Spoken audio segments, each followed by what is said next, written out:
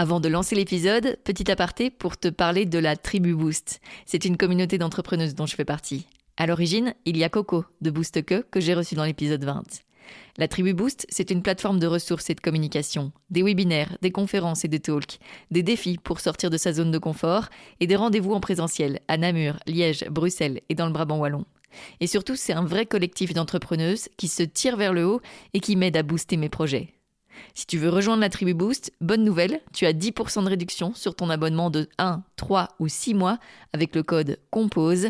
Rendez-vous sur www.boostque.com pour t'inscrire. Le lien se trouve dans les notes. Allez, place à l'épisode. Compose, épisode 83. Le gros déclic, ça a été au moment du Covid. Je vais essayer de simplifier. Donc, comme je te disais, je pense que ça cogitait, mais j'ai l'impression que c'était pas de manière hyper consciente. Donc, je sentais que, voilà, j'étais pas hyper épanouie, mais sans trop me dire qu'est-ce que tu vas faire. T'es dans la routine, sur chantier, en plus, c'est de 7h du matin jusqu'à 16h. Je devais partir très tôt, je rentrais tard, c'était à Bruxelles. Ah oui, Moi, j'habitais un petit peu sur la périphérie de Charleroi. Donc, voilà, c'était costaud. Sur cette période-là, je suis devenue maman 2 fois. Donc, déjà, ça, je pense que ça a remis en question beaucoup de choses. Et en fait, à un moment donné, le Covid est apparu et je pense que je me suis arrêtée de travailler complètement. Donc vraiment pas de télétravail pendant 2 ou 3 semaines, je me souviens plus exactement, mais il y a vraiment un laps de temps où c'était fermé, plus personne à travailler et il y avait rien à faire. Ouais. Et donc je me suis retrouvée vraiment juste chez moi, sans penser à rien d'autre que je suis chez moi avec mes enfants et comme des congés, mais en restant sur place, quoi. Ouais. Et là, je pense que j'ai vraiment eu un gros déclic. Le fait de m'arrêter complètement et d'avoir le recul et la vue sur ce que j'étais en train de faire. Je me suis dit, mais qu'est-ce que tu fous, en fait? Ouais. Qu'est-ce que tu fous? Parce que c'est super fatigant. Tu vois pas tes enfants. Et en fait, tu fais quelque chose, oui, qui est chouette, qui t'apporte quelque chose, mais t'es pas en train de faire vraiment ce que tu veux. Et à un moment donné, moi, je me dis, on peut toujours changer à n'importe quel âge, mais je me dis, si tu le fais maintenant, et que tu t'en rends compte maintenant, faut y aller, quoi.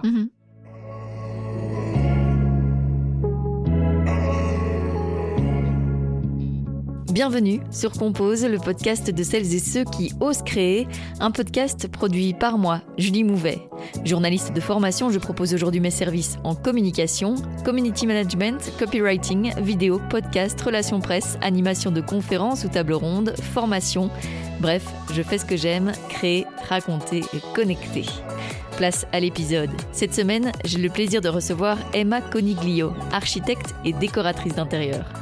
Ensemble, on a parlé de son goût pour l'aménagement d'intérieur depuis toute petite, de son envie d'aider les autres, de son expérience dans une entreprise de construction, de l'importance de s'entourer, du moment où elle a commencé à parler de la rénovation de sa propre maison sur les réseaux sociaux, du lancement de son projet entrepreneurial Wow Intérieur Studio, de son envie d'avoir une base solide, d'assurance financière, des aides à la création d'entreprises dont elle a bénéficié, du moment où elle a refusé un CDI temps plein pour ne pas lâcher son projet, de mindset entrepreneurial, d'Instagram comme outil de prospection, d'authenticité, d'imprévu, de sa Wow Academy, de transmission, de sport et de discipline. Juste avant de commencer cet épisode, je vous rappelle que vous pouvez soutenir Compose via Patreon. Je dépose juste ça là et je vous souhaite une très belle écoute.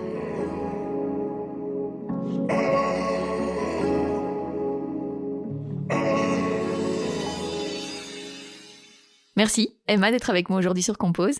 Merci à toi de m'avoir accueillie. Tu es donc décoratrice et architecte d'intérieur.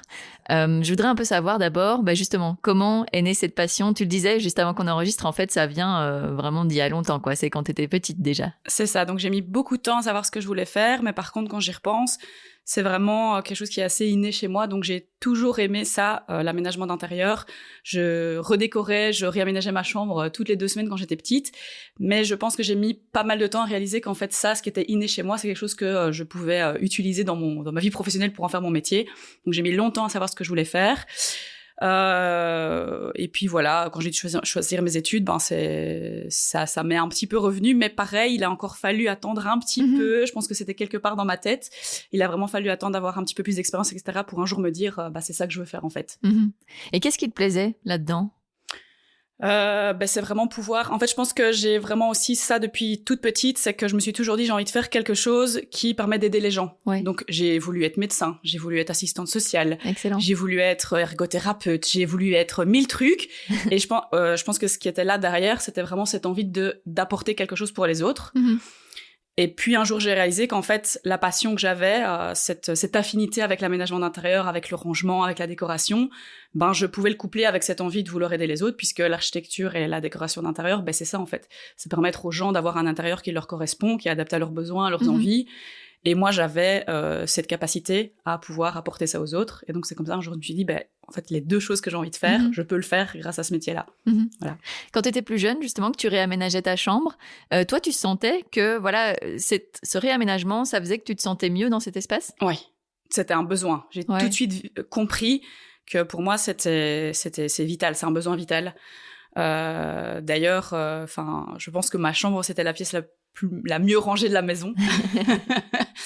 Et pareil, c'est l'endroit où je me sentais le mieux, parce que je sais que tout était... Alors, bon, je sais que je suis un petit peu maniaque aussi sur les bords, donc voilà, mais tout était vraiment mis de manière précise. C'était toujours bien nettoyé, toujours bien rangé, et c'est vrai que les enfants, quand ils sont ados, parfois, on peut passer par des étapes où on s'en fout un peu, on range pas, les parents qui deviennent fous et tout, et moi, c'était l'inverse, quoi. Moi, à la limite, ma maman, elle rentrait, elle me disait « Ah oui, quand même !» Excellent. Refermer la porte, ok. Donc voilà, oui, c'est inné, et alors je l'ai toujours fait de manière naturelle, parce que je sentais que comme ça, je me sentais bien dans mon espace, en fait. Et donc, au moment de choisir tes études, tu as directement été dans cette voie ? Alors, oui et non, pas tout à fait. Donc, à un moment, je me suis dit, ok, je pense que l'architecture d'intérieur, ça va être hyper chouette. J'avais été à un salon des métiers, etc., parce que j'étais un peu perdue, comme j'expliquais. Et là, je suis tombée sur une dame qui m'explique, voilà, dans notre école, par exemple, vous allez avoir un projet, vous avez une maison, il faut toute l'aménager, la décorer. Donc là, moi, je me dis, ok, c'est génial et tout. J'en parle à mes parents, fatalement. Et bon, j'ai 36 ans, donc j'en avais 17 quand j'ai dû choisir, donc c'était quand même déjà il y a un petit moment. Et à cette époque-là, le monde n'était pas comme il est aujourd'hui, tout ce qui est communication, etc., c'était complètement différent. Et mon papa, qui lui est dans la construction, a eu un petit peu peur, et il m'a dit, écoute, j'ai peur que si tu fais ça, tu sois limité après. Ah oui. Et il me dit, ce serait dommage si t'as cette envie-là, de te retrouver dans un milieu où c'est super fermé, où tu vas te retrouver à travailler dans un magasin ou quoi, si toi, ton projet, c'est de faire ça pour les gens, voilà. Il me dit, regarde les études d'architecture, parce que ça, c'est un diplôme qui va te donner plus de liberté, plus de voix ensuite. Et il avait tout à fait raison, en fait, que ce soit malheureux ou pas, mais le diplôme fait que ça ouvre plus de portes. Et donc, j'ai été aussi me renseigner sur l'architecture, j'ai trouvé ça aussi super cool, et j'ai adoré mes études, c'était génial. Puis ça a fait que je suis la personne que je suis aujourd'hui, avec mes amis aussi, etc. Mais pendant mes études, et surtout la fin, je me suis dit, c'est pas ça que je veux faire. Là, tout de suite, je me suis dit, je vais pas partir là-dedans, c'est génial, ça m'apporte plein de choses, mais c'est pas ce que je recherche. Je le savais déjà. Je savais pas ce que j'allais faire, mais je savais déjà que l'architecture tout court, c'était pas ça pour moi. Quand t'es sortie de tes études, du coup, t'as fait quoi ? Alors, j'ai un peu rebondi sur plein de trucs, parce que voilà, je pense que, j'imagine qu'on y viendra après, mais je pense que quelque part dans ma tête, il y avait cette envie d'entrepreneuriat qui était là, mais j'avais pas mis les mots dessus, et moi-même, je le conscientisais pas. Donc, j'ai beaucoup rebondi sur plein de trucs. Je suis d'abord partie une année à l'étranger, donc j'ai travaillé sur le chantier du nouveau musée du Caire en Égypte pendant 1 an. Donc, je suis partie avec l'entreprise dans laquelle j'avais fait mes stages, qui travaille en Belgique, mais aussi à l'international. Donc, je suis partie 1 an. Puis, quand je suis revenue, j'ai dû de là-bas trouver un emploi. J'ai mon ancienne université qui avait envoyé une offre d'emploi pour travailler dans une autre université en tant qu'assistant de projet. Donc, là, j'ai trouvé ça super cool, mais j'ai pas trop aimé le milieu de l'enseignement, etc. Voilà, j'aimais bien ce que je faisais, j'aimais bien le contact avec les étudiants. J'ai pas trop aimé le côté de l'enseignement. Voilà, donc j'ai décidé d'arrêter. Ensuite, j'ai travaillé... Là, je pense que j'ai essayé de me dire, OK, qu'est-ce que tu veux faire ? Qu'est-ce que tu aimes bien ? J'ai commencé tout doucement à me rapprocher un petit peu. J'ai trouvé une place chez un cuisiniste. Donc, j'ai travaillé 3 ans, presque 4, chez un cuisiniste, Gwik, K-V-I-K.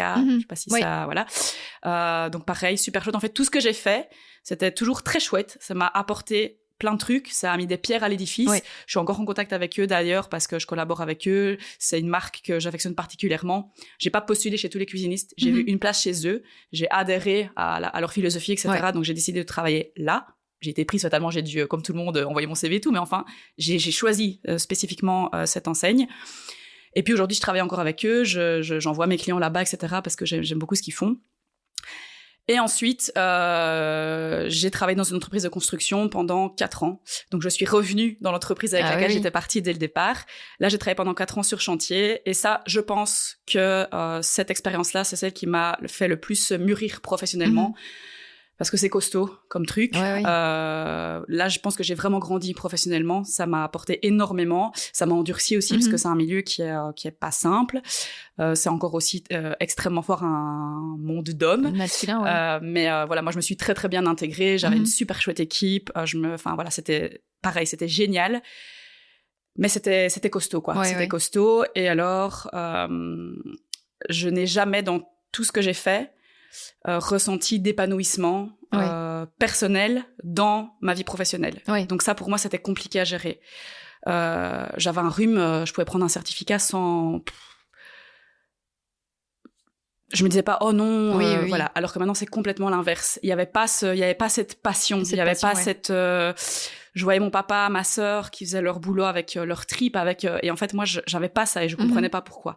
Je me disais, c'est bizarre, pourtant, j'aime bien ce que je fais. Mais il n'y a pas ce truc, quoi. Et j'ai commencé à cogiter. Et justement, pour revenir à ça, qu'est-ce que ça t'a apporté comme compétences, justement, ce qui te servent encore aujourd'hui, cette expérience dans la construction? Oui, déjà, la gestion de personnes. Parce que, bon, évidemment, on était toute une équipe, c'est des très gros chantiers, donc je n'étais pas toute seule à gérer, mais je devais gérer plein de choses. Donc, la gestion de personnes, la communication avec les autres corps de métier, la vérification, et alors... la maturité, en fait, tout simplement parce que on m'a envoyé plein de fois sur chantier seule pour aller faire des relevés, pour aller vérifier des choses, etc. Et donc, il faut y aller avec sa peur. Et il n'y a pas le choix, en fait, il faut y aller. Et ça, c'est un gros truc parce que quand on travaille toute seule après, on est toute seule, en fait. Pareil, j'ai aussi mon équipe, etc. Mais quand je vais chez des clients, quand je dois travailler après derrière, c'est moi avec moi-même. Et donc, même si parfois on a peur, même si parfois on hésite, même si parfois on se dit, oh là là, est-ce que... en fait... non, il faut le faire. Et c'est vrai que parfois, je me rappelle encore de certains moments où je me disais, oh là là. Et non, en fait, je devais y aller. Donc ça m'a très fort apporté ça. Des connaissances techniques aussi, bien évidemment, parce que sur chantier, j'ai découvert plein de trucs que je connaissais pas, même avant, même dans mes études, etc. Donc vraiment, l'expérience de terrain sur chantier, comment ça se passe, les matériaux, comment on construit, etc. Donc, je le dis de manière hyper simplifiée, mais donc ça, voilà. J'ai réappris aussi un peu à dessiner, à faire des détails techniques et ce genre de choses, et donc à comprendre comment les choses s'emboîtaient, comment ça se mettait sur place, la réflexion qu'il fallait avoir derrière pour être sûr que les choses se combinent correctement. Donc voilà, vraiment, je veux dire, c'est un panel un peu large de choses, mais c'est toutes des trucs qui m'apportent maintenant les compétences, ou en tout cas l'expérience nécessaire pour pouvoir avancer seule. Voilà, sur lesquels je me repose et j'y repense très souvent parce que c'était très très riche à ce niveau-là. Le travail d'équipe aussi qui était très important et qui est encore important aujourd'hui, même si moi je suis seule, je suis entourée de personnes, et le fait de pouvoir être ensemble avec d'autres et de s'entourer, c'est très important aussi. Voilà. Trop bien. Et comment tu as eu le déclic justement d'entreprendre, de te dire aujourd'hui je veux avoir mon propre projet? Ok.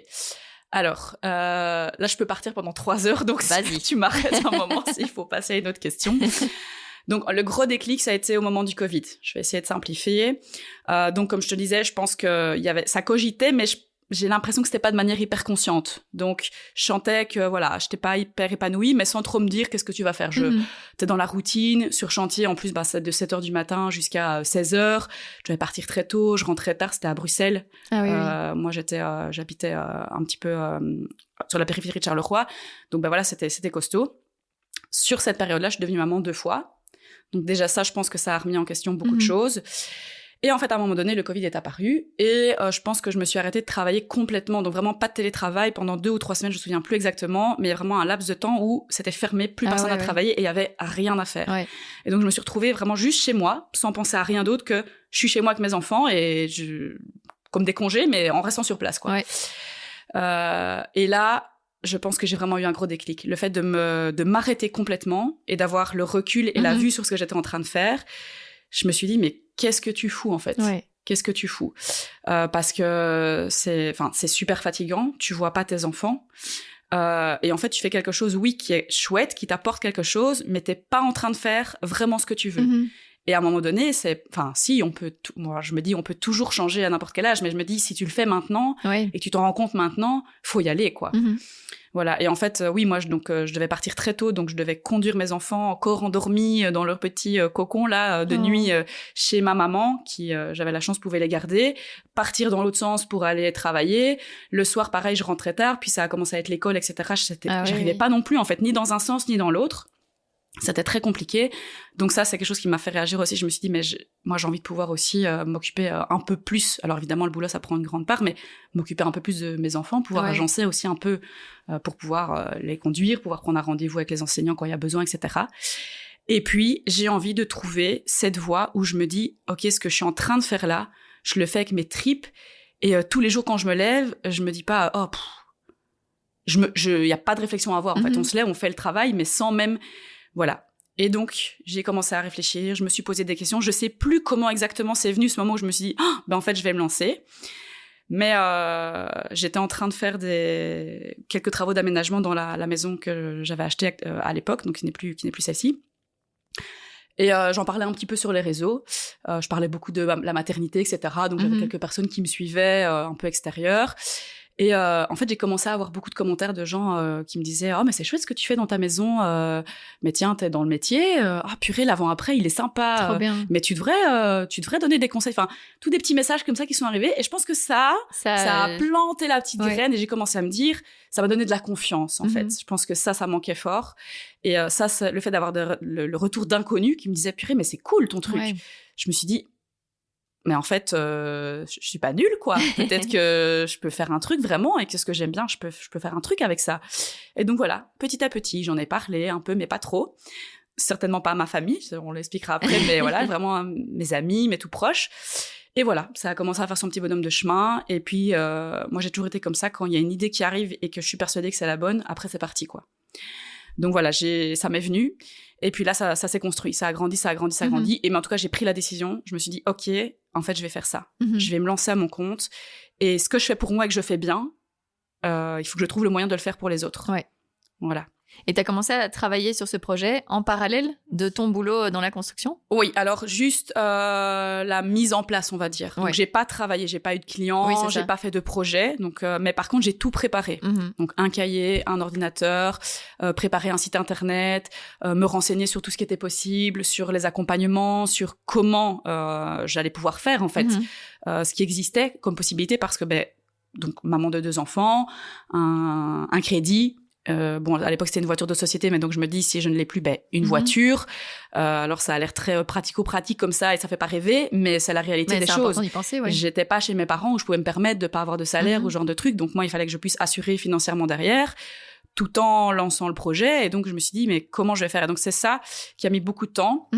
Et donc, je me suis dit, en fait, il faut, au moment où je me décide de me lancer, que tout soit clair, que tout soit défini, que j'ai réponse à tout. Et après, bien sûr, ça va évoluer, mais il faut que la base, elle soit solide pour que je sois sûre et certaine. Et donc, c'est ça que j'ai fait. Ça m'a pris à peu près 1 an, parce que je travaillais à temps plein. Mais le soir, le week-end, voilà, je me suis renseignée. J'ai regardé plein de trucs. J'ai beaucoup communiqué avec une copine qui travaillait dans une couveuse, enfin, qui aidait je vais pas dire de bêtises sur ce qu'elle faisait, mais en tout cas, elle aidait les entrepreneurs à se lancer. Trop bien. Et donc, elle m'a vraiment coachée beaucoup. C'est elle qui m'a dit, en fait, mais vas-y, fonce, c'est génial, il faut que tu fasses ça, c'est trop bien. Donc, ça a vraiment été mon petit bottage de fesses quand j'en avais besoin. Donc, elle m'a énormément aidée. Je sais que c'est avec elle aussi que j'ai trouvé le nom, donc Wow Intérieur, qui est Wow Intérieur Studio maintenant. Enfin, voilà, donc elle a vraiment été à mes côtés pour toutes les évolutions de ça. Donc, je la remercierai jamais assez pour ça, parce que ça a vraiment été une aide précieuse à ce moment-là. J'étais entourée de 0 entrepreneur, en tout cas connu. Donc, je me disais à qui je demande, qui m'aide, en fait, à qui je peux poser la question. Famille de salariés, 100%. Je savais pas. Et elle était là-dedans. Et donc, ça a été vraiment mon ancrage, je pense, pour m'aider pour les différentes étapes. Mais donc, j'ai tout préparé, le pratico-pratique, mais j'ai pas travaillé tant que je n'étais pas autorisée à le faire. Et pourquoi ce nom, justement? Pourquoi Wow? Parce que Wow, c'est ce que j'espère que les personnes vont se dire quand ils vont avoir leur projet fini. Wow, c'est chez moi. Trop bien. Waouh, c'est trop bien. Waouh, je me sens bien. waouh, Emma, l'avant après incroyable. Voilà, c'est ça que je veux. C'est moi pareil, quand je rentre chez moi, je veux me dire oh waouh, c'est chez moi quoi. Trop bien, c'est ma maison, c'est mon cocon. Et donc voilà, je me suis dit ça représente bien ce que j'espère pouvoir apporter aux gens et la réaction que j'aimerais de leur part une fois que mon travail est terminé. Voilà, et donc c'est comique parce que parfois quand j'ai des commentaires, soit dans des avis, soit sur les réseaux, etc., donc ils me disent oh waouh, je dis je le dis pas, bien mais joué. Moi j'y repense, je me dis voilà, trop bien. C'est clair. Donc voilà, c'est venu de ça, tout simplement.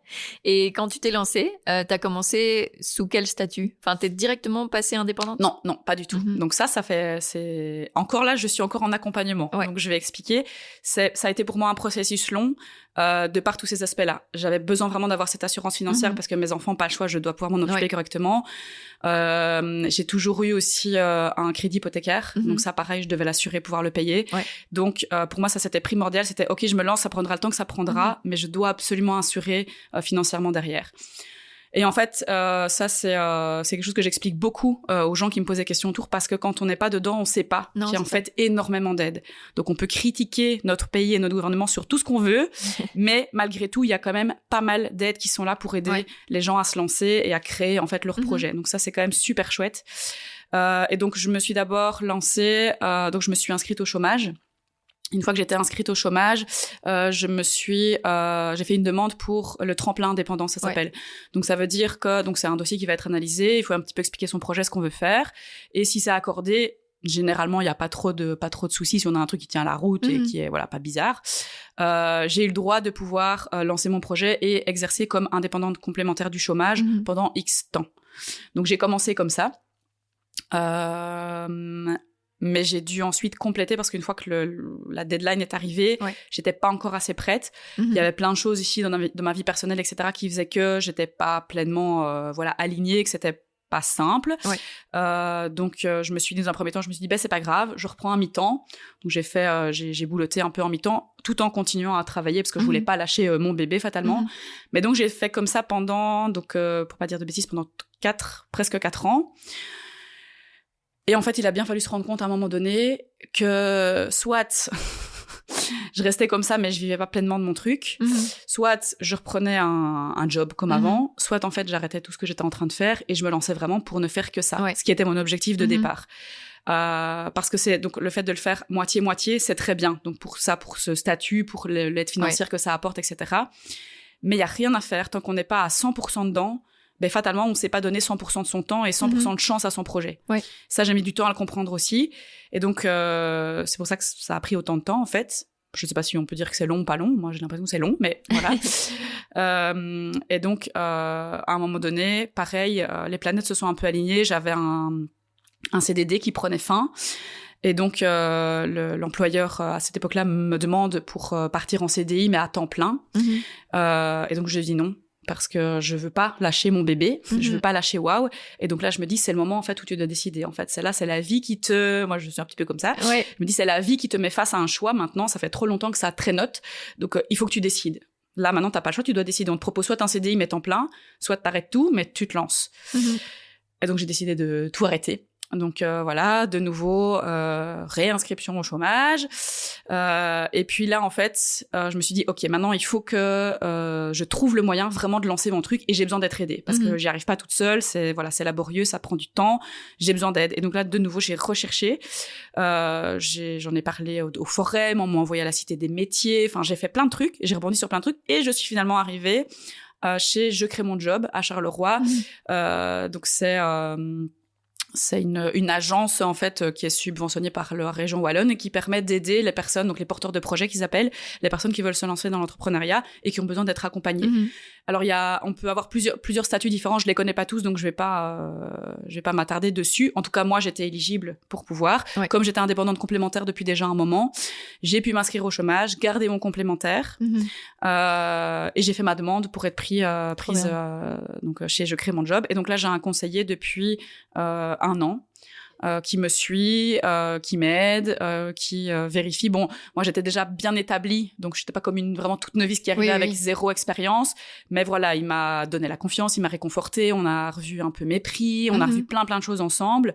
Ça a fait un gros boom depuis. Trop bien. Donc, est-ce que moi, j'avais juste besoin d'une personne à côté qui me tient la main, qui me dit « Tu peux le faire, Emma. Vas-y, ne t'inquiète pas, ça va aller. » Peut-être c'était juste ça, mais en tout cas, depuis, ça va vraiment très, très, très, très bien. Et donc ici, j'ai encore droit à cet accompagnement pendant 6 mois. Il y a eu quelques petites choses qui sont passées pareil au niveau du gouvernement avec le chômage, etc. Parce qu'en fait, on touche des allocations de chômage, c'est ça. En plus, ça devait s'arrêter, et puis finalement, ça peut continuer. Mais en fait, je me suis rendu compte ici que si ça devait s'arrêter, j'étais prête. Voilà, il y aurait certainement un petit creux au début, mais j'étais prête à pouvoir le faire. J'espère que ça peut se prolonger encore un petit peu, comme ça me donne encore vraiment le temps d'être à 100% sûr financièrement. Et voilà. Mais donc ici, dans les prochains mois qui arrivent, là, ça va vraiment être du 100% volé de mes propres ailes. Trop bien. Et du coup, l'accompagnement que tu as ici, c'est comme le tremplin, ton chômage n'est pas dégressif alors? C'est ça. Donc en fait, de nouveau, c'est sur analyse, en fonction de la situation de chacun.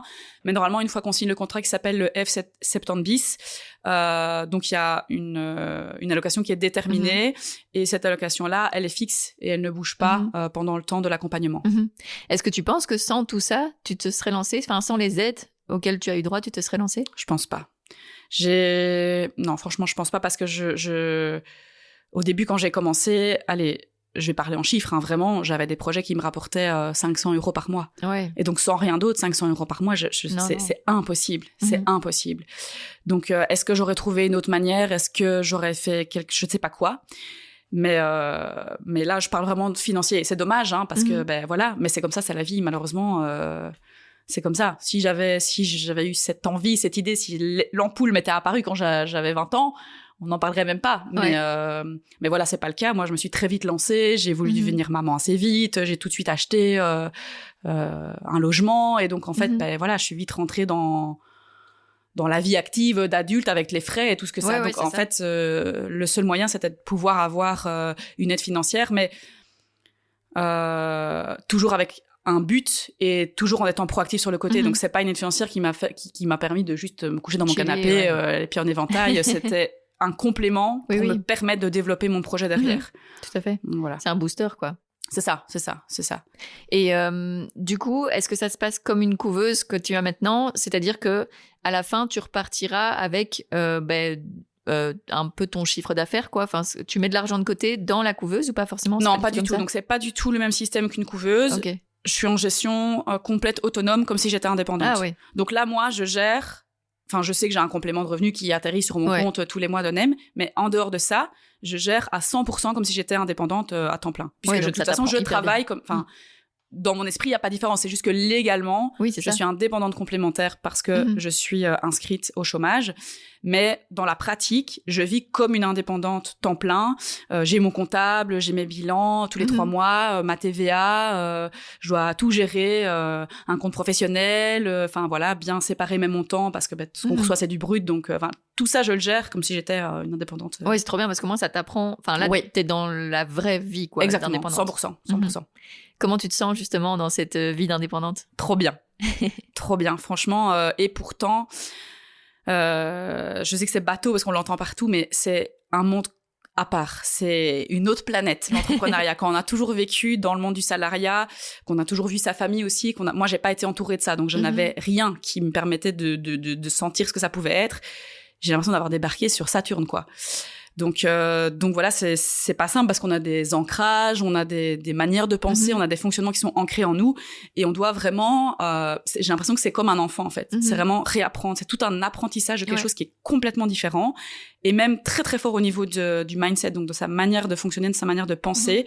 C'est complètement différent. Donc c'est un apprentissage quotidien, mais c'est ça qui est super chouette, c'est qu'en fait je n'arrête pas d'apprendre tout le temps des trucs. Il y a des trucs, je les fais seulement depuis 6 mois et maintenant, je me dis, mais comment j'ai pas fait ça avant? Mais je l'ai fait seulement depuis 6 mois, quoi, sur 5 ans. Donc, c'est ça qui est super chouette. Mais je me sens complètement en phase avec qui je suis. Trop bien. Donc, ma personnalité est en phase avec ma vie professionnelle et avec ma vie personnelle. Et ça, c'est franchement, je pense qu'au quotidien, c'est c'est une balance, quoi. C'est vraiment une balance. Mais ça reste quelque chose qui est très compliqué à gérer. Ouais. C'est des montagnes russes tout le temps. Il faut arriver à jouer avec les hauts et les bas et se dire, en fait, c'est comme ça et qu'il faut juste faire avec. Mais ça, c'est complètement différent de ce que je vivais avant. Mais je me sens trop bien. Trop bien. Et du coup, tu peux expliquer un peu, parce que voilà, architecte, décoratrice d'intérieur, qu'est-ce que tu proposes aujourd'hui à tes clients ? Quels sont les différents aspects sur lesquels tu peux les accompagner ? Ok. Oui. Donc, en fait, je peux les accompagner du conseil jusqu'au suivi des travaux. Oui. Donc, je suis architecte et décoratrice d'intérieur. Donc, du coup, moi, je suis... j'ai pour parler, on va dire, pratico-pratique, j'ai un master en architecture. Puis, je me suis reformée un peu plus complémentaire. Je pense que je pouvais le faire comme ça, mais légitimement parlant, j'avais besoin. J'ai refait une formation un peu plus précise, vraiment sur l'architecture et l'aménagement d'intérieur. Et donc, je réalise des projets parfois uniquement axés sur la décoration, parfois, je vais pas dire uniquement axés sur l'architecture, mais qui relèvent vraiment quasiment de l'architecture d'intérieur. Et souvent, c'est les deux. C'est les deux. Donc, je pense que c'est ça que les gens aiment bien avec mon travail, c'est qu'en fait, j'aménage des espaces, mais je vais jusqu'au cadre sur le mur, le vase à côté de la télé, etc., etc. C'est ça que j'adore, c'est ça que je fais chez moi. Donc, c'est ce que j'aime bien proposer aux gens. Et je pense que c'est ça qu'ils aiment bien, c'est d'avoir une vision finie, à la décoration près, pour avoir une projection dans leur intérieur qui est vraiment la plus précise possible, quoi. Et donc, j'ai des prestations qui vont du conseil jusqu'au suivi de chantier et qui sont bien scindées. Donc, ça permet vraiment aux personnes de pouvoir choisir l'accompagnement souhaité en fonction de leurs besoins, en fonction de leurs critères aussi, parce que c'est pas le même budget de l'une à l'autre. Donc, ça peut être du conseil sur place, ça peut être uniquement de la conception. Donc là, je vois un projet de conception intérieure avec des plans, des 3D, le visuel des matériaux, du mobilier, etc. Et puis, on a le suivi de chantier. La partie que j'adore, que j'espère faire, en tout cas, quand j'ai un contact avec un client, c'est de pouvoir l'accompagner jusque-là, où là, je vais vraiment suivre les travaux, le chantier, même si c'est des petits travaux, ça peut être tout petits travaux ou des très gros travaux. Et là, j'accompagne, je coordonne. Donc, je suis entourée maintenant d'une équipe, j'ai des artisans, mon entrepreneur, etc. Voilà, je ne force jamais, évidemment, les clients à passer par eux, mais c'est mon équipe et donc, fatalement, il y a une cohérence, il y a une fluidité, c'est facile de travailler, on sait comment on travaille les uns les autres, donc ça permet d'avoir un projet qui est fluide. Donc, c'est très chouette quand on peut tous le faire ensemble. Et là, on fait vraiment les travaux et donc là, on a vraiment l'accompagnement de A à Z d'un projet qui démarre jusqu'au projet fini, remise des clés. Trop bien. Et du coup, ça peut aller de combien de temps à combien de temps, tes accompagnements ? Un accompagnement de conseil, donc une visite conseil, c'est à l'heure. Ouais. Donc, généralement, je vais 1 heure. Ça peut être 2, ça peut être une fois un jour, une fois un autre jour. Un projet de conception, donc là, moi, pour travailler sur un projet de conception, ça dépend du projet, mais je vais dire entre 1 et 2 mois et demi. En fonction de ce qu'il faut faire. Et puis le chantier, de nouveau, ça va dépendre. On a des chantiers, par exemple, si c'est une maison complète, on est parti sur 1 an de chantier. Si c'est, par exemple, je sais pas moi, tout un séjour, ça peut être 6 mois. Si c'est juste une pièce, ça arrive souvent, par exemple, une salle de bain, etc. On est plutôt sur 1 à 3 mois. Donc voilà. Et alors, ce qui est très important, par contre, c'est donc peu importe la taille du chantier qui va arriver, il y a toujours un délai entre la conception et le chantier. Et on est à peu près sur 1 an de délai pour que l'entrepreneur... Enfin voilà, les entrepreneurs sont toujours tous full. Le mien ne fait pas exception à la règle. Donc, quand on fait un projet de conception, il faut se dire qu'il faut attendre 1 an avant de pouvoir faire les travaux. Ça te plaît d'accompagner vraiment les gens sur du long terme ? Oui, c'est génial. Franchement, c'est hyper gratifiant. J'adore. Et voir le retour des gens, sentir que mon aide est précieuse, que c'est important pour eux. Voilà, c'est hyper gratifiant. Et moi, j'adore aussi. Donc, j'ai conçu le projet. J'adore voir le résultat après, quoi. Donc ça, c'est super chouette aussi pour moi. Ouais. Donc voilà. Donc vraiment, le suivi de A à Z, pour moi, c'est ce que je préfère. C'est vraiment... c'est ce qui m'anime le plus. Et comment tu prospectes ? Comment ces clients... comment tu as été vers ces clients ou ces clients sont venus à toi ? Alors, je pense que principalement, c'est les réseaux. Enfin, et même le réseau, parce que je suis quasiment uniquement sur Instagram. C'est comme ça que tout avait commencé à l'époque, quand je parlais un peu de ma maternité, etc., où j'avais une toute petite communauté de gens, en tout cas que je ne connaissais pas, qui n'étaient pas mes amis, mes proches, qui me parlaient un peu de ça. Et puis, en fait, j'ai gardé ce compte-là, je l'ai transformé en compte professionnel, et de là, ça a un petit peu grandi. Donc, il y a les réseaux, ce que je partage énormément, je suis assez active dessus, et puis le bouche à oreille. Voilà. Oui, les réseaux, comment tu trouves le temps? Parce que c'est vrai qu'il y a beaucoup de vidéos, etc. Tu fais aussi quelques longs formats quand même aussi pour Instagram. Comment tu trouves le temps d'imbriquer ça dans ton quotidien? Je pense que c'est la question. Alors, c'est pas facile parce que c'est vrai que quand on se lance dans l'entrepreneuriat, quel que soit le domaine, on se dit pas qu'on va devenir, alors je prends le terme influenceur ou quoi que ce soit. Enfin, ça fait pas partie de la checklist de ce qu'on a envie de faire. Mais voilà, on est en 2026, faut prendre le train en marche, il faut faire ce qui fonctionne. Et à un moment donné, voilà, moi, tout ce que je souhaite, c'est pouvoir travailler, faire connaître mon travail et continuer à pouvoir vivre de ma passion. Et donc, c'est un outil de travail comme un autre. En fait, je le prends vraiment comme ça. Mais c'est vrai que c'est quelque chose qui demande beaucoup de temps. Donc ça aussi, ça a été un apprentissage. J'ai fait des formations Instagram pour savoir comment bien communiquer, comment être à l'aise, les choses à partager pour avoir une bonne communication avec l'audience, etc. Parce que ça, c'est pas facile au début. On prend son téléphone, on le retourne face cam, on se filme, on se dit qu'est-ce que c'est que cette horreur? J'ai pas partagé ça, qu'est-ce que c'est que ça? Donc voilà, donc ça s'est fait vraiment pareil, petite brique par petite brique, petit à petit. Donc voilà, je ne me considère absolument pas comme une influenceuse, pas du tout, loin de là. Par contre, j'utilise beaucoup Instagram, oui, pour ce contact avec les gens, pour partager mon travail, mais aussi pour partager qui je suis, parce que c'est important dans l'accompagnement que je propose. Il faut qu'on ait un feeling. Et donc, ça, c'est quelque chose que je peux dire maintenant, c'est que je sais que viennent à moi un certain type de clients. Et pareil, je pense que de par ma personnalité, je me suis spécialisée d'une certaine manière dans certains projets ou en tout cas, j'ai vraiment une certaine manière d'aborder le métier qui va être complètement différente de quelqu'un d'autre. J'ai déjà eu d'ailleurs plein de fois des réflexions de personnes qui me contactent, puis voilà, on commence un peu papoter un petit peu à échanger et les personnes me disent ah mais c'est bien, je suis contente que vous m'ayez répondu et qu'on puisse collaborer parce que franchement dans la région, il y a personne quoi. Ah oui. Mais moi je sais qu'il y a pas personne. Il y en a plein. On les voit pas. Voilà. Alors, c'est pas qu'on les voit pas, c'est que on ne voit pas les personnes avec qui on a, je pense, pas l'affinité. Oui. Voilà. Je vais donner un exemple concret par rapport à moi.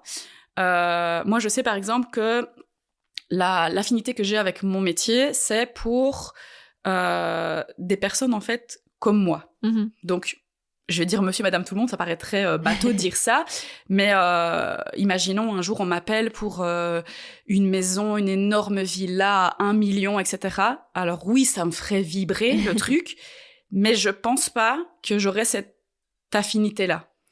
Parce qu'en fait, moi, ce que j'aime bien, c'est dire à monsieur et madame tout le monde, vous pouvez en fait avoir un intérieur qui vous correspond, avoir une maison où quand vous rentrez chez vous, vous vous dites « Oh, waouh !» même si vos meubles ils viennent de chez Ikea, je trop regarde mes trucs chez moi, il y a plein de trucs qui viennent de chez Ikea. Donc voilà, c'est vraiment ce que j'aime bien, c'est de dire en fait, c'est pas parce que on n'est pas riche qu'on n'a pas le budget pour je sais pas quoi, un peu comme dans la mode, c'est pas parce qu'on sait pas s'acheter un sac Louis Vuitton que le sac H&M qu'on a il fonctionne pas quoi. Voilà, mais c'est un peu la même chose et moi je suis vraiment là-dedans. Et donc, certainement que ça me différencie d'autres, parce que je sais qu'il y a des agences d'architecture intérieure qui ne travaillent que des très, très gros projets, avec des budgets qui sont autres, etc. Et donc, fatalement, eux n'attirent pas les clients qui n'ont pas ce budget-là, et inversement. Et je pense que ça joue aussi avec la personnalité, quoi. Moi, je pense être quelqu'un de très accessible, je suis très sociable, voilà. Et vraiment, en fait, je fais pour les gens comme je le fais pour moi. C'est aussi pour ça, c'est dans cette optique de rendre ça accessible que tu montres notamment les travaux de chez toi, quoi, la rénovation, et parfois tu montres aussi les petits trucs pour lesquels t'es pas contente, etc. Mais voilà, on sent que c'est authentique. T'as vraiment envie de transmettre cette authenticité pour, justement, comme tu le disais, attirer les gens qui sont dans cette vibe aussi, quoi. C'est ça. En fait, oui, en fait, j'essaie de montrer juste la réalité des choses, quoi. C'est pas parce qu'on est architecte d'intérieur qu'en fait, c'est la perfection à 100% tout le temps. Non, absolument pas. Voilà. Et en plus, moi, je suis spécialisée en rénovation. Donc, je ne travaille pas sur des projets de nouvelle construction.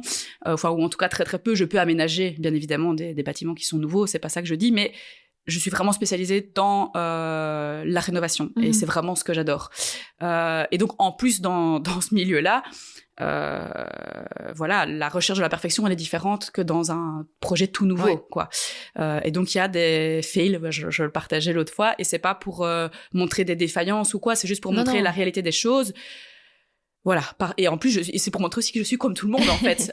Donc, moi, j'ai dû suivre le projet de ma propre rénovation en dehors de mon travail quotidien, comme tout le monde en fait.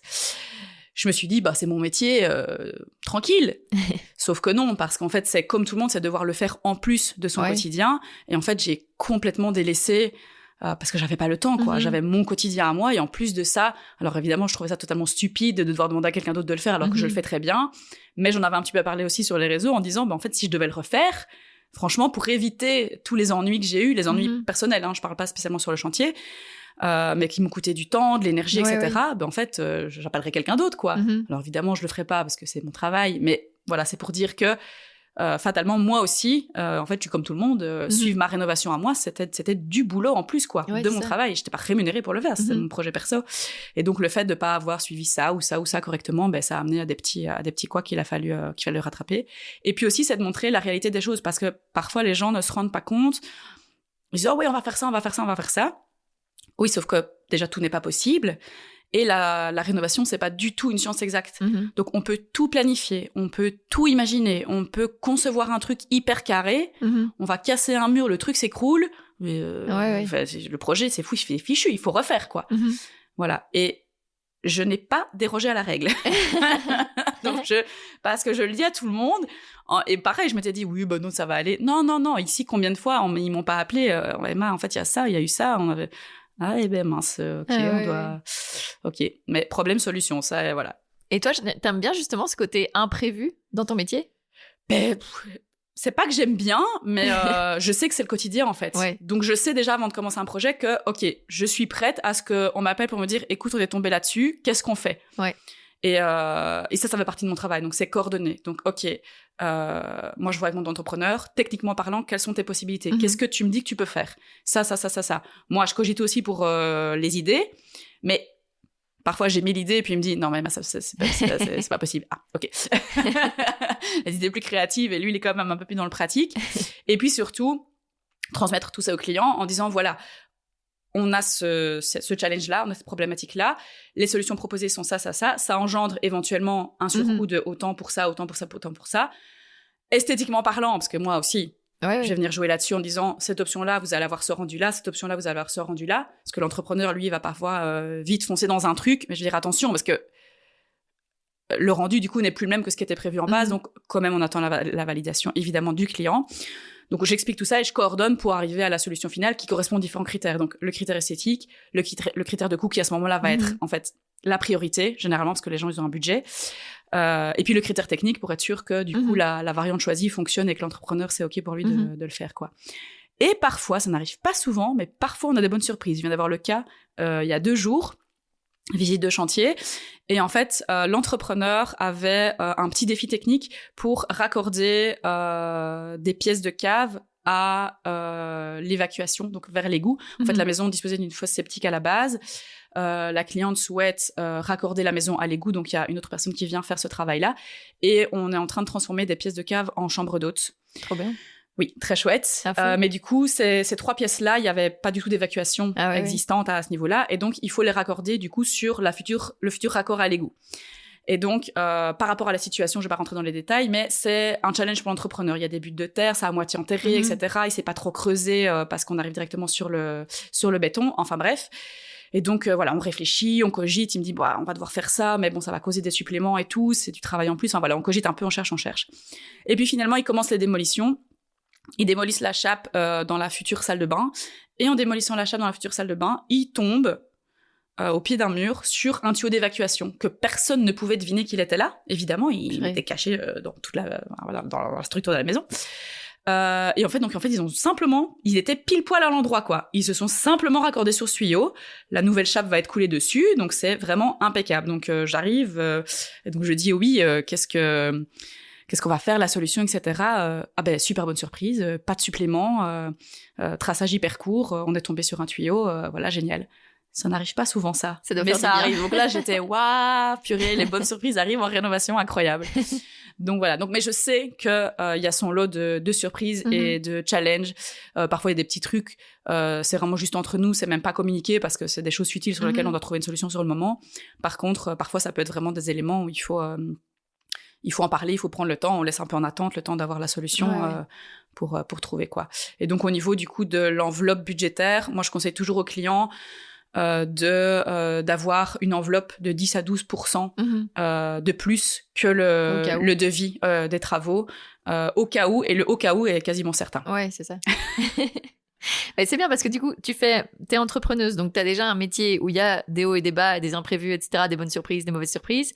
Mais en plus de ça, ton activité, c'est ça aussi. C'est ça, donc, voilà. Donc c'est comme ça, c'est mon quotidien en fait depuis quelques années. Et je pense que ça met un peu de temps aussi. Enfin, de par mon parcours de nouveau, comme j'étais pas du tout là-dedans, ça met un peu de temps à réussir à le gérer correctement. Mais je pense que maintenant, j'ai bien compris que c'était le quotidien, que c'était comme ça, et que c'était la vie d'entrepreneur en fait, et qu'il fallait juste apprendre à surfer sur le truc, voilà, mais que parfois ce serait un peu en bas, parfois ce serait en haut, et que voilà, quand il y a des trucs qui arrivent, il faut le prendre comme un challenge et se dire ok, on a ça, qu'est-ce qu'on fait?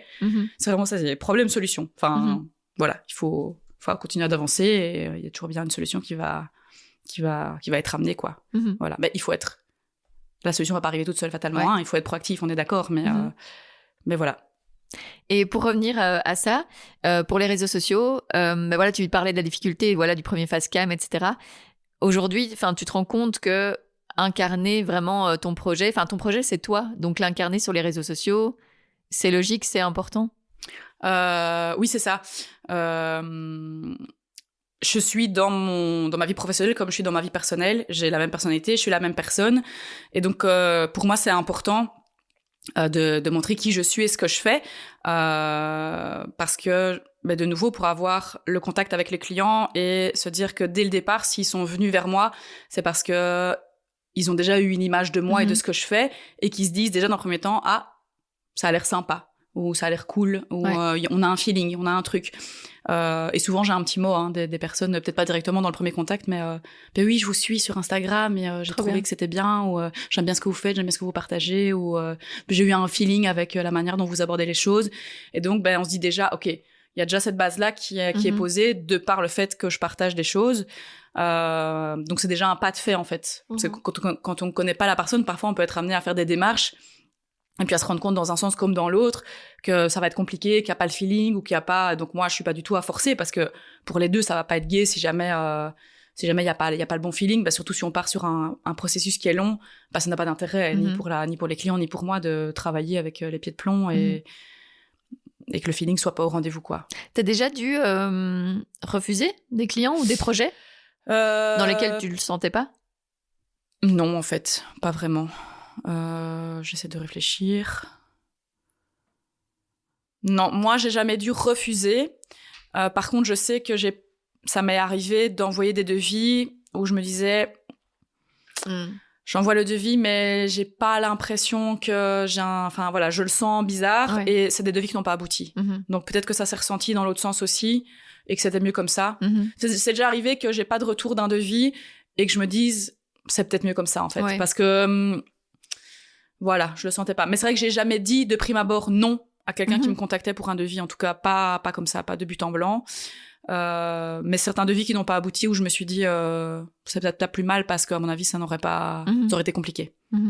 Voilà. Aujourd'hui, tu vas ajouter un nouveau projet dans ton projet, la WOW Academy. Pourquoi cette envie, justement, enfin, tu vas expliquer exactement ce que c'est la WOW Academy, mais pourquoi cette envie d'accompagner d'autres personnes, justement, dans le même parcours que tu as eu finalement? C'est ça. Parce qu'en fait, je l'ai vécu moi. Et je sais à quel point c'est difficile, et je sais à quel point j'ai dû m'accrocher, et j'ai eu de la chance d'avoir des personnes autour de moi qui m'ont boosté.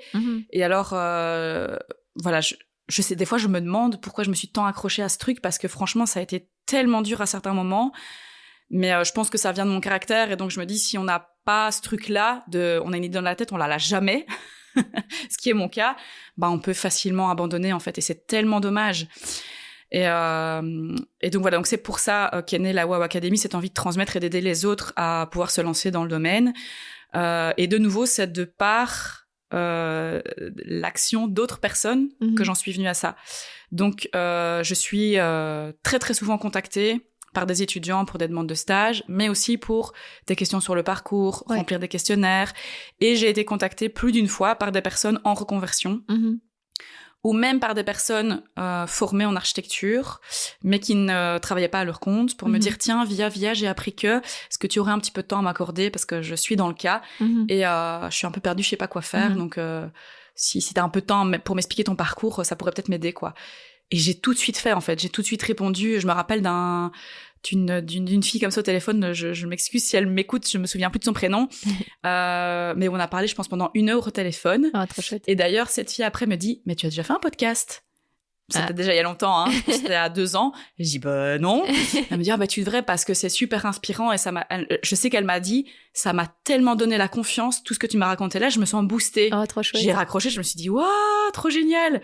Et moi, je l'ai fait comme ça, quoi, mais j'étais juste super contente de l'avoir aidée. Je me suis dit, j'ai réalisé en fait que ce que j'avais fait, ça pouvait donner de l'inspiration aux autres. On se rend pas compte, ta passion, voilà. On est dedans, on se rend pas compte, quoi. Ouais. Et donc là, quand je me suis dit, purée, juste moi, je lui ai dit des trucs juste tout naturels. Je lui ai juste dit ce que j'avais fait, comment, quoi, pourquoi. Donc c'était facile, sortant de ma bouche comme ça. Ouais. Et elle a bu mes paroles, en fait, au téléphone. Et elle me disait, ouais, trop bien, trop bien. Et la fille, elle est peut-être toujours architecte. Donc déjà aussi, moi, quand elle m'a appelée, je me suis dit, mais qu'est-ce que je vais bien pouvoir lui dire? Elle est archi, elle bosse, qu'est-ce qu'elle va me demander, quoi. Et en fait, non, elle a raccroché en me disant, c'est trop bien, je suis boostée, trop génial, merci pour ce que t'as fait, quoi. J'en parle à mon conjoint à ce moment-là, et en fait, c'est lui qui m'a donné le petit, tout naturellement, comme ça, lui, il me dit, ah, mais oui, mais tu devrais accompagner les personnes, pourquoi tu fais pas ça avec ton parcours et tout, ce serait trop bien pour les autres. Et là, la petite ampoule, quoi, ting! Ben oui, pourquoi pas. Voilà, et donc de nouveau, ça a un petit peu, ça a cogité, c'est pas du jour au lendemain, évidemment. Et je me suis dit, mais en fait, oui, pourquoi est-ce que je fais pas ça? Et j'ai un peu commencé à regarder ce qui se faisait, à demander un peu à gauche, à droite. J'en ai parlé avec certaines personnes qui me contactaient pour des avis ou quoi ou autre, et tout le monde disait, mais oui, ce serait trop bien de pouvoir faire ça, parce que alors c'est très niché, hein, évidemment, c'est très très niché. C'est pour les personnes qui se lancent en architecture ou en décoration d'intérieur. Mais parce qu'il n'y a pas d'accompagnement prévu. Et alors, les études, elles sont très chouettes. Enfin, en tout cas, en architecture, je pense qu'en architecture d'intérieur, ils ont plus de stages, etc. Mais après, quand on débarque et qu'il faut se lancer, je fais quoi, concrètement? Ouais. Ok, j'ai un diplôme. Chouette. Je fais quoi maintenant? Donc voilà. Ou alors, quand on est en reconversion et qu'on est dans le monde du salariat et puis qu'on se lance dans l'entrepreneuriat, pareil, on s'arrête, mais on fait quoi? Donc voilà, ça vient de là. Et donc, je me suis dit, en fait, je vais créer une formation simplement qui retrace toute mon expérience de ces 5 dernières années. Je vais créer quelque chose de théorique avec des petits exercices de mise en pratique et proposer l'accompagnement vraiment avec moi pour pouvoir aider les personnes qui veulent se reconvertir dans le domaine ou qui sont en cours de formation et qui ont besoin d'un accompagnement pour pouvoir se lancer parce qu'elles veulent en vivre. Je l'ai fait, c'est possible. Et en plus de ça, moi, je l'ai fait d'une manière lente. Donc j'ai eu le temps de voir venir les trucs, de faire des allers-retours, de me dire ça c'est bien, ça c'est pas bien, ça faut faire, ça faut pas faire. Et comme je le disais tout à l'heure, il y a des trucs que je l'ai fait seulement depuis 6 mois. Et que je me dis maintenant, mais Emma, t'aurais dû faire ça depuis le début. Mais voilà, on apprend au jour le jour. T'apprends sur le tas, quoi. C'est ça. Et donc j'ai condensé tout ça dans un petit syllabus, si on peut dire. Et donc je propose 3 formules d'accompagnement, pareil en fonction des critères de chacun. Il y a les critères de budget et il y a les critères du type d'accompagnement souhaité, soit plus en autonomie, donc juste le syllabus, un petit accès à un WhatsApp pour échanger, et alors des petites vidéos aussi où là je parle plus de moi et de mon expérience par rapport aux différentes thématiques qui sont abordées dans le syllabus. Puis on a la formule moitié-moitié, donc il y a le syllabus, mais je propose un accompagnement one-to-one en coaching visio, donc un accompagnement par module, donc 6 visio en tout, vraiment pour personnaliser en fait avec la personne que j'aurai en face de moi. Et puis il y a vraiment le mentorat complet, ce que j'adore aussi, trop bien, c'est le fait de prendre vraiment la personne sous mon aile, et donc elle est à concurrence de 1 à 3 séances par semaine avec moi, et alors ça peut être des visites chez les clients, les visites chantiers évidemment, les rendez-vous de conception, mais ça peut être aussi ici à la maison avec moi pour regarder comment je travaille, partager les différentes plateformes que j'utilise, parce que ça aussi, quel programme, quoi, la facturation, la compta, la gestion, les réseaux, comment je fais ça, c'est tout des trucs que j'ai mis tellement de temps à apprendre. Si on est arrivé avec une fiche, un syllabus qu'on a dit, tiens, tu prends ça, là-dedans il y a toutes les infos, tu les lis, tu fais les exos, et après t'as une fondation, et puis t'es parti. Mais je l'aurais pris, le truc, parce que quand je vois le temps que j'ai mis pour apprendre tout ça, voilà. Trop bien. Mais oui, comme tu le disais, en fait, les études, c'est important, mais avoir cette formation par une personne qui fait ce métier et qui en plus le fait avec passion, ça n'a pas de prix, quoi. Non, ça n'a pas de prix. ça n'a vraiment pas de prix parce que l'expérience là-dedans, elle est super importante, quoi. Ouais. Elle est vraiment super importante. Et donc avoir quelqu'un, moi j'ai eu la chance d'avoir cette amie-là qui n'était pas dans le domaine de la décoration. Enfin, c'est une copine d'architecture, donc elle a fait les mêmes études que moi, mais elle travaille plus dans le domaine, donc elle sait quand même de quoi je parle, mais qui m'a un peu tenu la main et qui m'a dit, OK, il faut que tu fasses ça, il faut que tu fasses ça, tu peux faire ça, etc. Franchement, je sais même pas si elle s'en rend compte, mais ça a été un soutien vraiment moral, mais inestimable, parce que sinon, j'étais toute seule, quoi. Et il y a des obstacles, il y en a plein, il y en a 1000 tout le temps. Encore l'année passée, j'ai eu un truc, enfin, ça n'arrête jamais, en fait. Et donc, être entouré ou savoir, en tout cas, qui peut aider, parce que ça, j'en parle aussi beaucoup, c'est super important. De se dire qu'on n'est pas tout seul. Ouais. Et justement, tu vas commencer ça quand ? Parce que tu as commencé à en parler sur les réseaux sociaux. Tu commences quand les premiers accompagnements ? C'est ça. Donc en fait ici, donc c'est via un système de liste d'attente, parce que pour que ce soit bien personnalisé, évidemment je sais pas prendre plein de personnes en même temps. Donc là ici, la liste d'attente elle est ouverte et elle est ouverte encore pendant une semaine. Donc après une semaine, je ferme la liste d'attente. J'ouvre l'accès aux formations, donc les personnes pourront acheter leur formation en fonction de la formule choisie. Je verrai plus clair aussi une fois que les premiers élèves seront là et que je saurai vers quelle formule ils vont. Et puis je vais relancer tous les X. C'est vraiment tout le début, donc j'ai pas encore de planning de ça très défini. Ça va se faire au fur et à mesure. Je vais voir un peu en fonction des demandes aussi, mais je vais relancer tous les X, la liste d'attente, vraiment pour pouvoir étaler et prendre le temps de bien coacher les gens, parce que je ne sais pas prendre 10 personnes en même temps, ça n'aurait pas d'intérêt et ce serait pas du tout intéressant pour les personnes. Donc voilà. Mais donc c'est lancé. J'ai créé aussi un petit compte Instagram qui est vraiment tout récent, donc il n'y a pas encore beaucoup de choses, mais je vais au fur et à mesure ici l'animer un petit peu. Donc il s'appelle Wow Academy sur Instagram. Et toutes les infos sont disponibles via le lien dans la bio. Donc il y a le résumé de la formation, les différentes formules. La liste d'attente est disponible aussi également sur Instagram. Et puis moi, comme je dis, je suis super accessible. Donc s'il y a la moindre question, on peut me contacter sans problème directement. Trop bien. Donc voilà. Mais donc c'est lancé. Encore une semaine pour la liste d'attente et après on part vraiment dans le... Mais donc, ce sera juste au moment où l'épisode sort, je crois, parce que l'épisode sort jeudi prochain. Ah, ok. Oui, donc, c'est vrai que moi, je parle au jour le jour. Oui, mais c'est ça. Oui. C'est ça. Donc, mais les gens peuvent te contacter quand ils écoutent l'épisode, s'ils veulent te contacter, même si c'est fermé. Oui, il y aura d'autres listes d'attente. Bien sûr. Même si c'est fermé, ils peuvent toujours me contacter. Il n'y a pas de problème. Trop bien. Et pourquoi c'est important pour toi, cet aspect de transmettre ? Parce que j'aurais bien aimé avoir ça. Je pense que c'est quelque chose qui m'a manqué, même si j'avais cette copine. Je pense que c'est quelque chose qui m'a manqué au début, ou en tout cas, j'ai vraiment senti cette solitude à un moment donné. Et je pense que c'est une autre filière de ce que j'aime professionnellement parlant. Ça rejoint un petit peu aussi cette envie d'aider les gens que j'ai en moi depuis toujours, et c'est ce que je fais avec mes clients, sauf que là, ce serait avec des élèves ou des stagiaires, on peut les appeler comme on veut. Donc ça résonne en fait avec qui je suis et ce que j'aime faire, et je suis tellement animée par ce que je fais que partager ça, c'est super chouette, et le partager avec des personnes qui ont la même passion, c'est super cool. Et donc voilà. Et alors ça c'est un petit aparté, mais c'est aussi du professionnel, mais je suis aussi coach de CrossFit, et donc c'est un milieu aussi où je transmets énormément.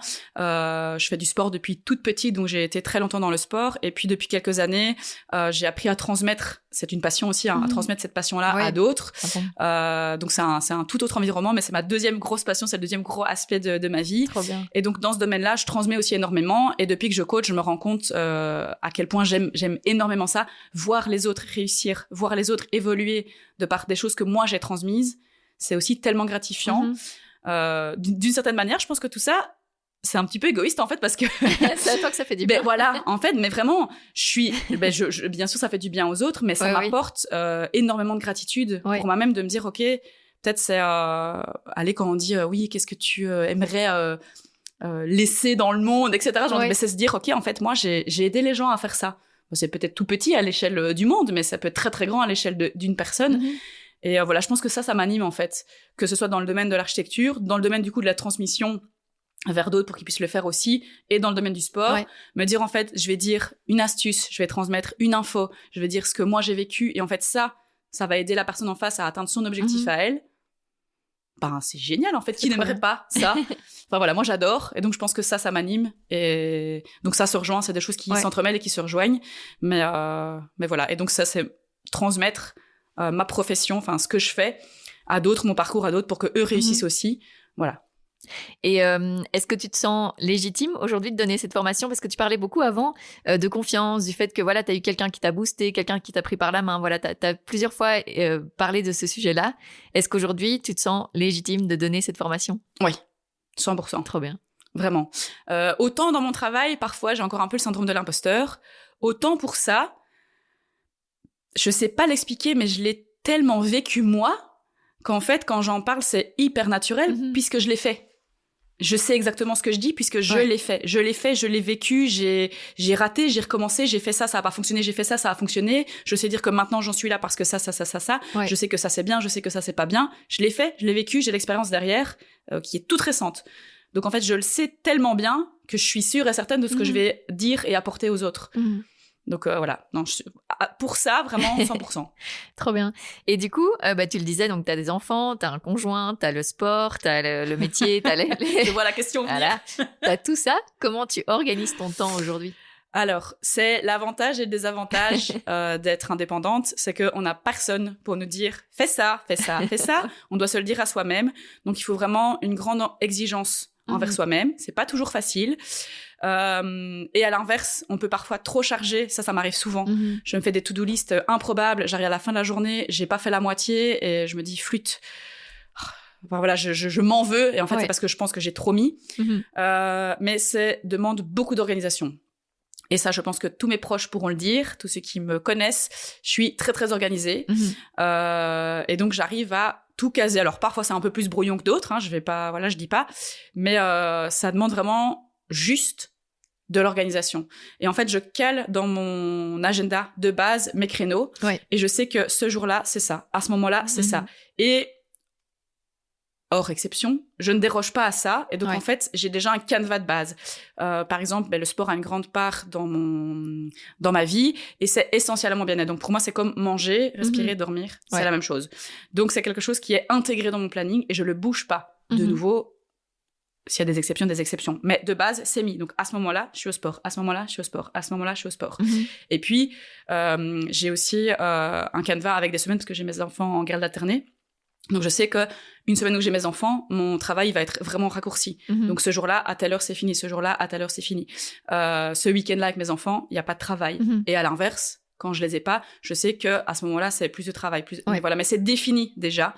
Un autre petit exemple, le jeudi, on est comme aujourd'hui, on est un jeudi, je suis à la maison. Et donc, je reste à la maison. Donc, je peux mettre des rendez-vous à la maison, mais je bouge pas. C'est moi. C'est un jour où je ne sors pas et où je suis sur mon PC, ou bien c'est des rendez-vous sur place, mais je bouge pas. Et donc, en fait, je mets des règles comme ça et ça permet d'avoir quelque chose qui est plus précis que de pas savoir ce qu'on fait n'importe quand et de pouvoir caser, en fait, toutes les branches. Voilà. Et puis, ça, c'est quelque chose dont je parle aussi dans ma formation. Dès le départ, je me suis mis des règles à moi-même. Et ça, je l'ai appris aussi avec mon ami. Je me suis mis des règles à moi-même de combien de temps tu veux travailler, à partir de quelle heure tu ne souhaites plus qu'on t'appelle ou répondre. Est-ce que tu es OK d'avoir des contacts avec tes clients le week-end et ce genre de choses. Et donc, tout ça, je me suis mis des règles à moi-même et je les respecte. Trop bien. Voilà. Et ça, c'est vraiment au fur et à mesure du temps, de l'expérience que tu as su savoir qu'est-ce qui te convenait aussi. Oui, tout à fait. Oui, évidemment. C'est pas... Du jour au lendemain, je savais qu'il fallait que je le fasse, mais dans la pratique, je l'ai pas fait du jour au lendemain. Oui, c'est ça. Ça s'est fait au fur et à mesure. Je pense que j'ai un peu commencé aussi parce qu'au début, on est un peu friand de tout ce qui vient, de tout ce qui arrive, parce qu'on se dit il faut. Donc, on fait un peu dans tous les sens, mais on se rend vite compte que si on cadre pas le truc, ça va pas aller, quoi. Voilà. Et je me rappelle d'une fois comme ça, une cliente qui m'avait contactée pour une visite. Et en fait, elle était médecin, si je me souviens bien. Et donc, elle avait aussi des disponibilités qui étaient très compliquées. Et donc, elle voulait absolument que je vienne un samedi ou un dimanche. Ben non. Je ne vais pas le samedi ou le dimanche. Voilà, je suis désolée, mais c'est comme ça, c'est mon week-end. Alors, je peux venir en semaine, je peux venir tard en semaine, je peux venir tôt le matin. Mais je ne vais pas chez des clients le samedi ou le dimanche. De nouveau, exceptionnellement, il y a un chantier en cours, il y a une urgence, il y a un truc, on est bien d'accord. Mais non, on trouve un moment, on s'arrange, chacun fait un compromis de son côté. Il y a des semaines, par exemple, la semaine où j'ai pas mes enfants, je suis super disponible parce que je prends des tranches horaires qui peuvent vraiment varier. Mais j'ai défini que le samedi et le dimanche, je ne me déplace pas en rendez-vous client. Alors, on est en accord ou on n'est pas en accord, mais moi, je suis en accord avec ça et donc je respecte ça. Ouais. Mais au début, ça peut être tendancieux, quoi, parce qu'on se dit, oui, mais alors peut-être que les gens, ils vont pas. Non. On l'explique simplement. En plus, à l'heure actuelle, avec la plupart des gens qui ont du télétravail ou des gens, pareil, qui ont des vies de famille avec des 4/5e ou ce genre de choses, ou qui sont un peu dispo pour leurs enfants à certains moments dans la semaine, c'est quand même vachement plus facile à organiser. Donc, j'ai jamais trop eu de problème à ce niveau-là. Mais oui, ça s'est fait clairement au fur et à mesure. Trop bien. Tu penses que la discipline du sport, mais notamment du CrossFit, cette discipline, ça t'a permis aussi de mettre cette discipline dans ton métier ? Dans ma vie. Dans ta vie ? Depuis toute petite. Mais ça, je veux dire que c'est pas...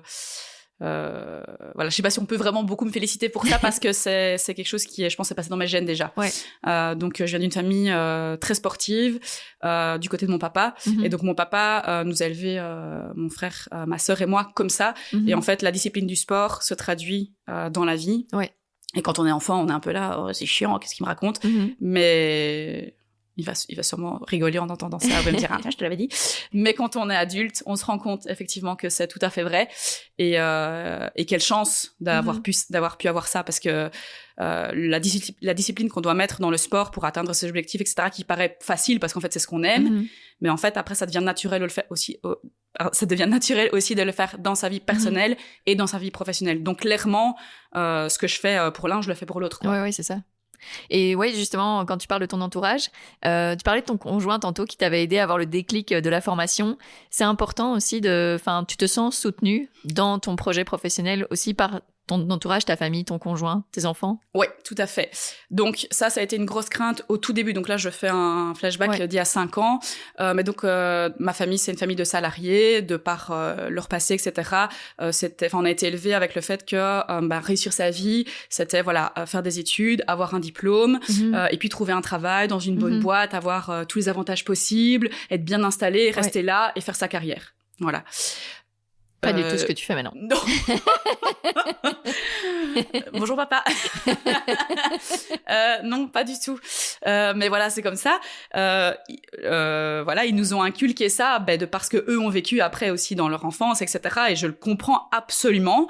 Mais en fait, il y a d'autres voies. Et donc moi, j'ai eu vraiment cette peur-là de dire un jour. D'ailleurs, j'ai conçu dans ma tête tout mon projet, j'ai tout mis en place et j'ai réfléchi aux phrases que ma famille ou mon papa pourrait me dire mais dis mais ça, et en fait je savais que je pouvais répondre à tout.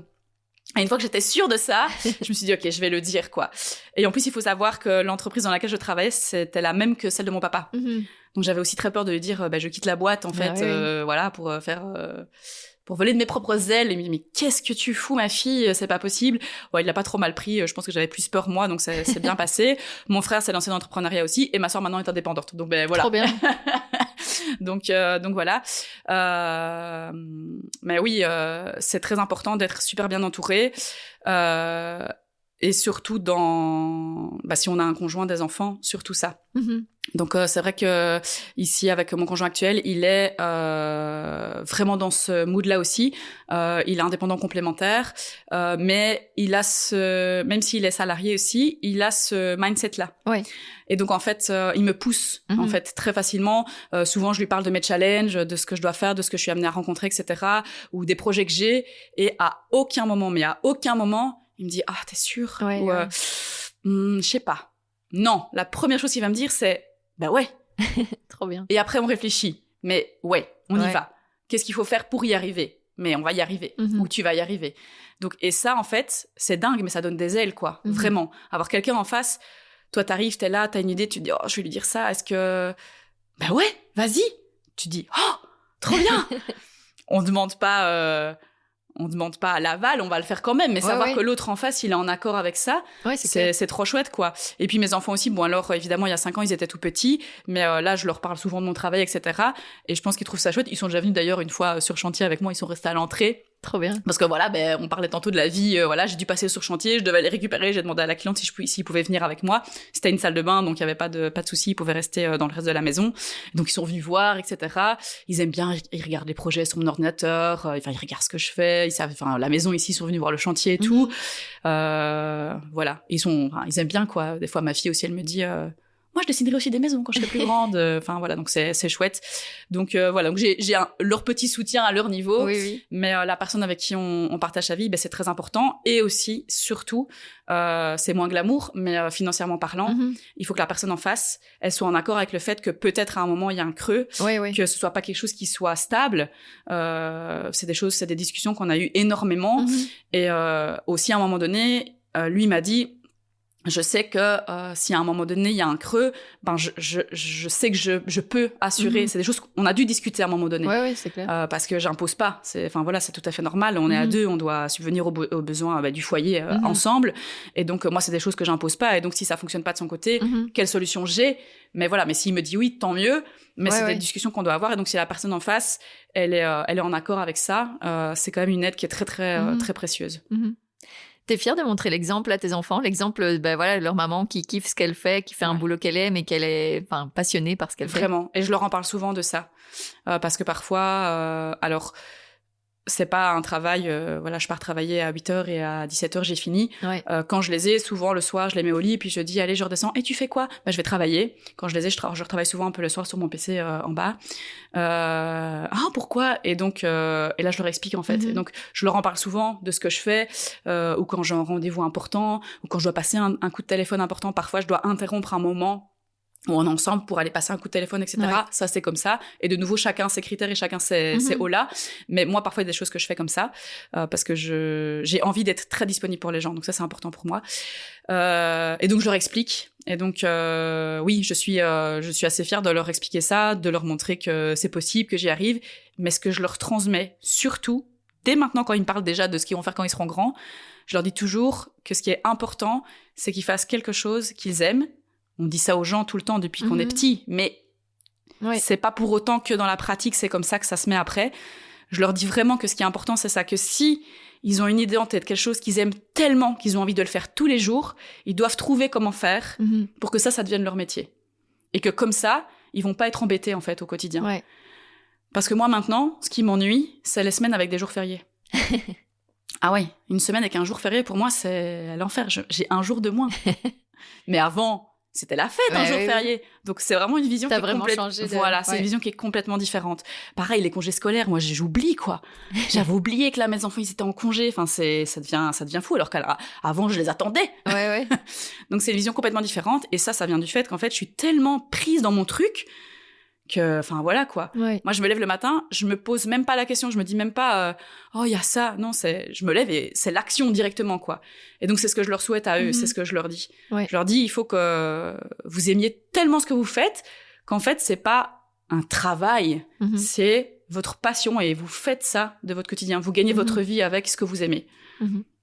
Voilà. Et ça, je suis fière de leur dire ça. C'est important. Après, on verra ce qu'ils feront. Ils feront peut-être un truc complètement rien à voir. Mais comme je l'ai fait moi, je suis ouverte à ce que ça puisse leur arriver. Mais j'essaie de leur transmettre ça, quoi. Ouais. Et tu parlais au début de travailler avec tes tripes. Aujourd'hui, tu as vraiment l'impression d'avoir un métier qui vient de tes tripes ? Ouais. Vraiment, 100%. Et là, je comprends. Mon papa, je parle de lui parce que vraiment, lui, son travail, c'est sa vie. Il a toujours été employé. Mais par contre, il a, je pense, ce mindset-là parce qu'il travaille en tant qu'employé comme s'il était à son compte. Ouais. Donc pour lui, c'est sa vie, c'est sa raison d'être, c'est ses tripes, c'est... voilà. Et moi, quand je le voyais faire, je me disais, mais je veux arriver à ça, quoi. Je veux arriver à me dire à me dire que j'ai pas envie d'être malade parce que j'ai envie de travailler. Ouais. Ce qui n'était pas le cas avant. C'est pas que je voulais pas y aller, c'est pas que j'aimais pas, c'est que si j'étais malade, j'avais pas envie d'y aller. Ouais, c'est ça. Maintenant, quand je suis malade, de 1, je me dis je continue, et de 2, je prie pour que ça dure le moins de temps possible, quoi. Tous les hivers, je me dis, faut pas tomber malade. J'ai pas envie d'être malade, quoi. Vraiment pas. Donc voilà. Donc oui, vraiment, avec mes tripes, vraiment. Donc ça, c'est une réussite pour moi.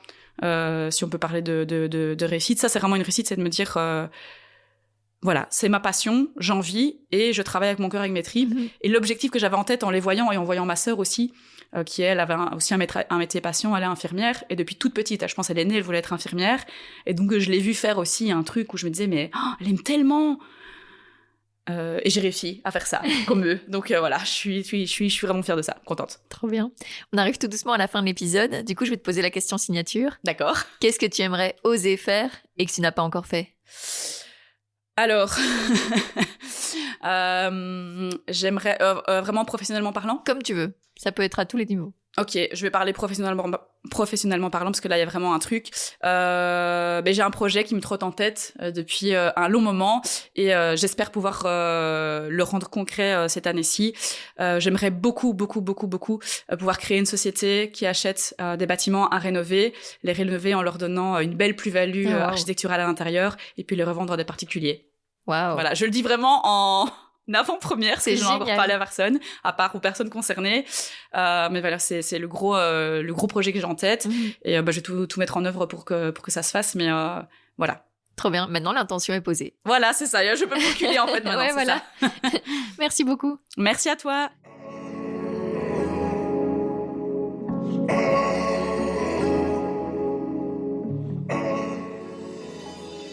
Merci Emma d'avoir accepté mon invitation. Vous trouverez tous les liens pour la suivre dans les notes de cet épisode. J'espère qu'il vous a plu. Alors si c'est le cas, n'hésitez pas à me le faire savoir en laissant commentaires et étoiles sur la plateforme que vous êtes en train d'utiliser pour écouter et à vous abonner à Compose sur tous les réseaux sociaux. Et puis, si vous voulez m'aider à développer ce projet, n'hésitez pas à le soutenir financièrement via Patreon. C'est possible à partir de 1 €. Compose est un podcast réalisé entièrement par moi, Julie Mouvet. Le générique a été produit par le talentueux Nucci. À bientôt pour un nouvel épisode.